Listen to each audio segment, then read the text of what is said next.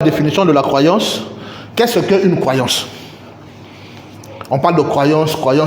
C'est quoi exactement la croyance? Parce qu'une croyance peut prendre plusieurs définitions.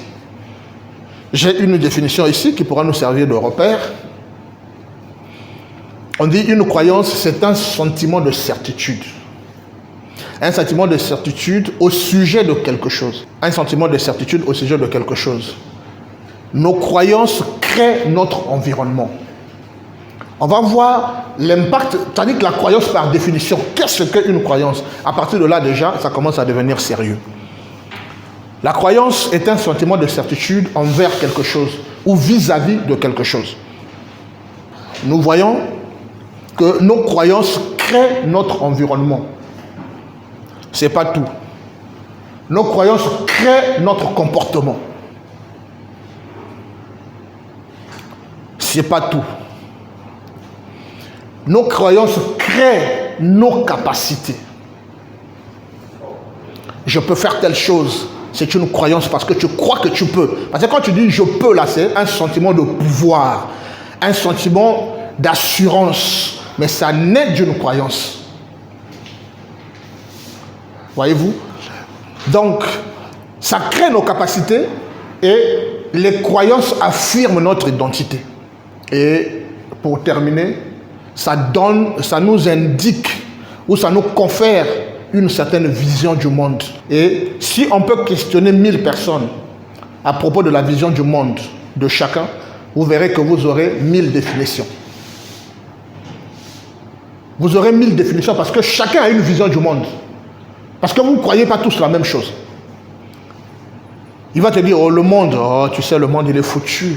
Tu crois d'autres chrétiens qui te disent, oh mais tu sais le monde il n'y a plus rien. On attend que Dieu détruise pour qu'on aille au ciel. Vous voyez? Ça c'est sa vision du monde. Donc c'est sa croyance du monde. C'est sa pensée qu'il a développée. Et quand tu vas lui demander pourquoi tu veux que Dieu détruise le monde, en réalité il n'a pas de vraies raisons. Il va te dire, ah non il y a trop de souffrance maintenant. Non, les choses ne marchent plus comme avant, tu fais ça, ça ne marche pas. Mais pendant qu'il dit qu'il fait ça, ça ne marche pas là, il y a de ceux qui veulent que Dieu puisse ajouter encore 100 000 ans pour qu'ils puissent jouir. Parce que les choses marchent pour eux.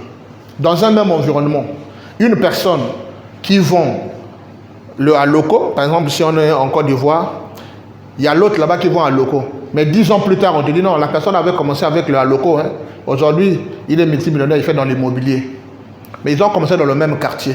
L'autre qui avait commencé avec lui a fait faillite. Comment on peut expliquer ça? Donc si on dit aujourd'hui que non, si le business ne marche pas à cause de l'environnement, c'est faux. C'est un mensonge. L'environnement n'a rien à voir, c'est des croyances. On te dit, ah non, à Point Noir, ici, là, si tu fais le taxi, ça ne peut plus marcher parce qu'il y a trop de taxis. C'est une croyance. Parce que pendant que tu penses que tu ne peux rien faire avec le taxi, il y a de ceux-là qui sont en train de construire. Il y a de ceux qui ont commencé avec un taxi, il en a maintenant 10. Il en a maintenant 20. Pour lui, tu peux l'enlever tout le business du monde, mais pas le taxi. Mais c'est dans la même ville.